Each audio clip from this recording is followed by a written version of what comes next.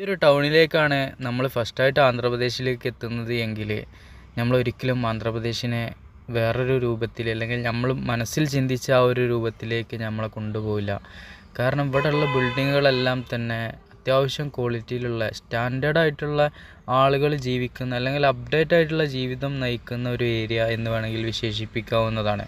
എല്ലാ വീടുകളും തന്നെ കോൺക്രീറ്റിനാൽ നിർമ്മിച്ചിട്ടുള്ള പുതിയ തരത്തിലുള്ള അപ്പാർട്ട്മെൻറ്റുകൾ, വില്ല പ്രൊജക്റ്റുകൾ, ഇങ്ങനെയൊക്കെയുള്ള സംഭവങ്ങൾ നിലകൊള്ളുന്ന ഒരു ഏരിയയാണ് ഇപ്പോൾ നമ്മൾ എത്തിയിട്ടുള്ളത്. അനന്തപൂർ എന്ന് പറയുന്ന പ്രദേശത്തേക്ക് ഇങ്ങനെ പോകുമ്പോൾ കിട്ടിയ ഒരു ടൗണാണ്. ഇതിന് മുന്നേ നമ്മൾ പല ടൗണുകളും കണ്ടിട്ടുണ്ടെങ്കിൽ കൂടി ഇത്രയും മനോഹരമായിട്ടുള്ള ഒരു ടൗണ്, ഇത്രയും അപ്ഡേറ്റ് ആയിട്ടുള്ള ഒരു ടൗണ് ആദ്യമായിട്ടാണ് കാണുന്നത്. ഇവിടെ കണ്ടതിൽ വെച്ച് കുറച്ച് ഗുണമേന്മയുള്ളത് എന്നുള്ളതാണ് ഞാൻ ഉദ്ദേശിക്കുന്നത്. ഒരു ടൗണിൻ്റെ വിവിധ തര ഭാഗങ്ങളിലെല്ലാം തന്നെ ബിസിനസ്സുമായി ബന്ധപ്പെട്ടിട്ടുള്ള കാര്യങ്ങളാണ് കൂടുതലായിട്ടും കാണാൻ സാധിക്കുന്നത്.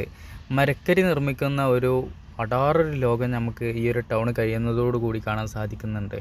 പിന്നീട് ഇവിടെ ഈ ഒരു ടൗണിൻ്റെ ചുറ്റുഭാഗം വെള്ളക്കെട്ടുകൾ കൊണ്ടാണ് ഇങ്ങനെ കിടക്കുന്നത് കാണാൻ സാധിക്കുന്നത്.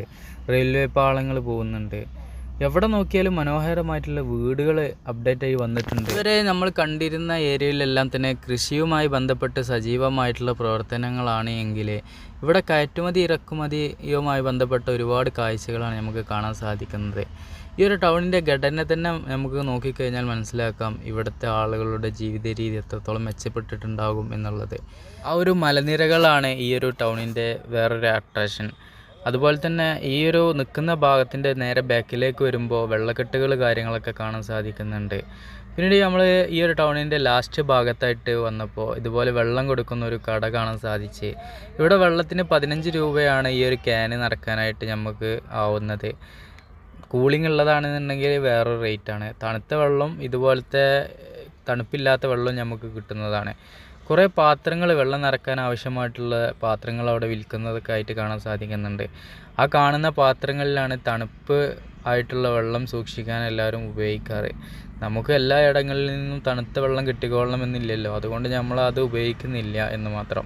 റെഗുലറായിട്ട് ഉപയോഗിക്കുന്ന ആളുകൾക്ക് ആ പാത്രം യൂസ് ചെയ്യുകയാണെന്നുണ്ടെങ്കിൽ രാവിലെ അതിൽ നിറച്ച് വെച്ച് കഴിഞ്ഞാൽ വൈകിട്ടും ആ ഒരു കൂളിംഗ് അതിൽ നിലനിൽക്കും എന്നുള്ളത് ഒരു പ്രത്യേകതയാണ്. നമ്മളെ മാലിക്കിന് അപ്പുറത്തെ സൈഡിലാണ് നിർത്തിയിട്ടുള്ളത്. റോഡ് പണി കാരണം ഇങ്ങോട്ട് വണ്ടി കൊണ്ടുവരാൻ കഴിഞ്ഞിട്ടില്ല. ഈ ഒരു ടാങ്കിൽ നിന്ന് നമുക്ക് ബോട്ടിൽസ് കഴുകാനായിട്ട് വെള്ളം ഉപയോഗിക്കാം. പിന്നീട് നമ്മൾ നോക്കി കാണുമ്പോൾ ഈ 2 ആളുകൾ ഇവിടെ ഉണ്ടായിരുന്നു. ഞങ്ങൾ സംസാരിച്ച് ഇടപഴകിയപ്പോൾ JSW എന്ന് പറയുന്ന സിമൻറ്റ് കമ്പനിയുടെ ലോറിയിൽ വന്ന ആളുകളാണ്. ആ ഒരു ലോറിയുടെ ആ ഒരു അപ്ഡേഷൻ വളരെയധികം എന്നെ സന്തോഷിപ്പിച്ചു എന്നുള്ളതാണ്. ഇങ്ങനത്തെ ലോറികളൊക്കെ തന്നെ ഈ ഒരു ഏരിയയിൽ കാണാൻ സാധിക്കുന്നുണ്ട്. ലോറിയുമായി ബന്ധപ്പെട്ടിട്ടുള്ള കച്ചവട സ്ഥാപനങ്ങളാണ് ആ ലോറികളെല്ലാം നിർത്തി വെച്ചിട്ടുള്ള സ്ഥലങ്ങളിലെല്ലാം കാണാൻ സാധിക്കുന്നത്. അവിടെ വെള്ളം കൊടുക്കുന്ന ഇതുപോലത്തെ കടകൾ കാണാൻ സാധിക്കുന്നുണ്ട് നിരനിരയായിട്ട്.